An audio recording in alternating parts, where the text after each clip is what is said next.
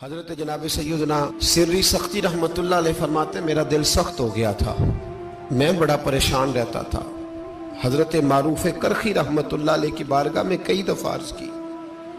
میں نے کہا بابا میں اس کا کیا کروں، یہ سخت ہو گیا، مہینوں ہو گئے یہ اللہ کے خوف میں نہیں رویا، سالوں بیت گئے حضور کی نعت سن کے نہیں رویا، اب تو کتنا وقت گزر گیا ہے، اسے مدینے جانے کے لیے بھی رونا نہیں آتا، حضور یہ سخت ہو گیا ہے، کوئی رحمت کی نظر ہو، خشکی سی آ گئی ہے، عجیب سی میل چڑھ گئی ہے۔ فرماتے کئی دفعہ میں نے خواہش کا اظہار کیا۔ ایک دن نا عید کا دن تھا تو حضرت معروف کرخی نے ایک چھوٹا سا بچہ انگلی کے ساتھ لگایا ہوا تھا، تو حضرت آ رہے تھے تو میں نے کہا حضور آپ کدھر سے آ رہے ہیں، یہ بچہ کون ہے؟ فرمانے لگے یتیم ہے۔ سارے بچے عید والے دن اخروٹ کے ساتھ کھیل رہے تھے، بیچارے کے پاس اخروٹ کوئی نہیں، تو حضور آپ کیا کریں گے؟ تو حضرت معروف کرخی کہنے لگے پیسے تو میرے پاس بھی کوئی نہیں اخروٹ خرید کے دینے کے، میں یہاں سے کھجوروں کی گٹھلیاں چنوں گا، وہ گٹھلیاں بازار میں بک جاتی ہیں، میں یہ گلیوں سے گٹھلیاں چنوں گا اور چن کے میں نے کہیں بیچوں گا، اور جب میں انہیں بیچوں گا تو پھر یتیم کے لیے 2-4 اخروٹ خریدنے کے قابل ہوں گا، پھر میں اسے اخروٹ خرید کے دوں گا۔ پتہ نہیں کہاں کی بات سنا رہا ہوں میں آپ کو، اور پتہ نہیں کہاں کا ذکر کر رہے ہیں بابا جی۔ بچہ یتیم ہے، بچے اخروٹ سے کھیل رہے تھے، اس کے پاس اخروٹ کوئی نہیں۔ بابا آج کا پیر تو معرفت کی بات کرتا ہے، تو یتیم کے لیے گٹھلیاں چننے چلا ہے۔ آج کا پیر تو کہتا ہے میں اے سی والے کمرے میں بیٹھ کے تمہیں بڑا عرش کے اعلیٰ کی بات بتاؤں گا، یتیم کے لیے گٹھلیاں چننا،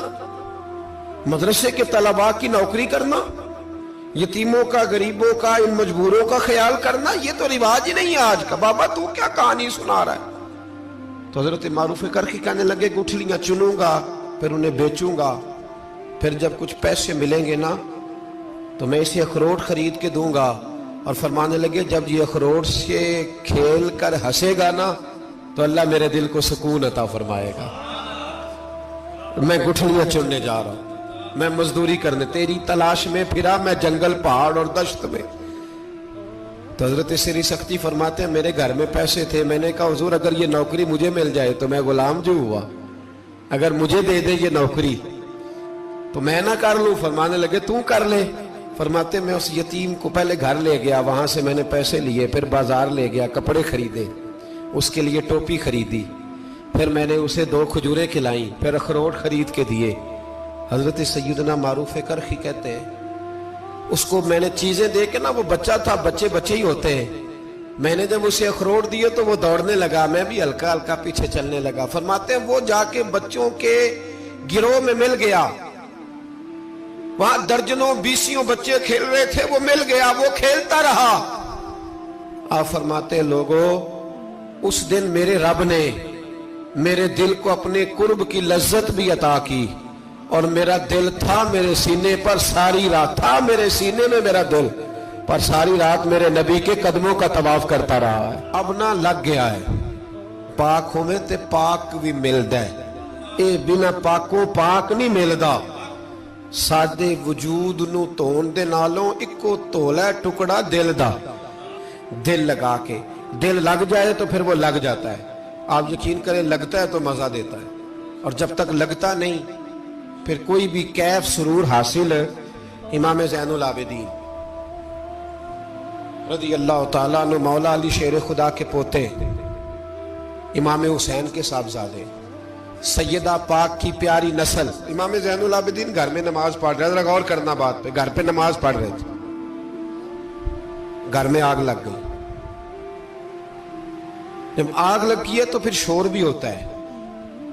کچھ لوگوں نے شور مچایا، آگ آگ آگ، دور دراز سے لوگ دوڑے، آپ کا ایک چھوٹا بچہ بھی پاس سویا ہوا ہے، آگ لگ گئی، شور ہو رہا، دور دراز سے لوگ پانی لے کے دوڑ رہے ہیں، آگ بجھائی جا رہی، امام صاحب نماز پڑھ رہے ہیں، حکم ہے کہ ایسی ایمرجنسی دیکھو تو نماز توڑ دو، پر اس کے لیے جو دیکھے ہی نہ، جسے سوجے ہی نہ ہو کیا رہا۔ امام زین العابدین پڑھتے رہے، نماز مکمل ہوئی تو آپ کی زوجہ کہنے لگی اللہ آپ پہ رحم کرے، گھر میں آگ لگ گئی تھی، سارا محلہ، سارا گاؤں، سارا شہر ٹوٹ پڑا، بچہ سویا ہوا تھا، آپ نے توجہ ہی نہیں کی۔ تو آپ فرمانے لگے ہلکی سی بن بناہٹ ہوئی تھی میرے کانوں میں، پر میں اللہ کی نماز پڑھ رہا تھا، پر میں اپنے رب کی، میں اس کی نماز پڑھ رہا تھا، تیرے عشق کی انتہا چاہتا، تیرے عشق کی انتہا چاہتا، تیرے عشق کی انتہا چاہتا، میری سادگی دیکھ کیا چاہتا ہوں، ذرا سا تو دل ہے مگر شوخ اتنا، وہی لن ترانی سنا چاہتا ہوں، مجھے کیا خبر ادھر کیا ہو رہا، ادھر میں تو اس کے ساتھ میرا تعلق تھا، میں تو اللہ کی بارگاہ میں حاضر تھا، مجھے کیا پتا۔ بی بی کہنے لگی آگ لگ گئی تھی، تو فرمانے لگے بھلی مانس چپ کر، تم دنیا کی آگ بجھا رہے تھے، میں جہنم کی آگ بجھا رہا تھا، تم لوگ اپنے شور میں تھے تو میں اپنے ذائقے میں۔ الذین ہم فی صلاتہم خاشعون، فرمایا یہ لوگ اپنی نمازوں میں عاجزی کر، دل لگا کے کرتے ہیں جو کرتے ہیں۔ اور بڑی خوبصورت مثال ہے، حضرت رومی نے لکھی ہے، بڑی مشہور بھی ہے۔ ایک نمازی نماز پڑھ رہا تھا، میری طرح کا نمازی، مجنوں اس کے آگے سے گزر گیا، لیلا کے گھر جا رہا، تو نمازی اتحیات پہ تھا، اتنی دیر میں اس نے بھی نماز مکمل کر لی، تو پیچھے سے جا کے مجنوں کا گریبان تھاما، کہنے لگا شرم نہیں آتی تجھے، مسئلے کا نہیں پتا، نمازی کے آگے سے نہیں گزرنا چاہیے؟ تو کہنے لگا یار معاف کر دو، مجنوں کہنے لگا معاف کر دو، غلطی ہو گئی، حالانکہ شہزادہ تھا، پر معافیاں کیوں مانگ رہا ہے؟ اس لیے کہ کسی سے دل جو لگ گیا ہے، عاجزی آ گئی، ان کے چل یار معاف کر دے، تیری مہربانی، نمازی ناراض نہ ہو جائے، نمازی بڑے ڈاڈے ہوتے ہیں، کئی دفعہ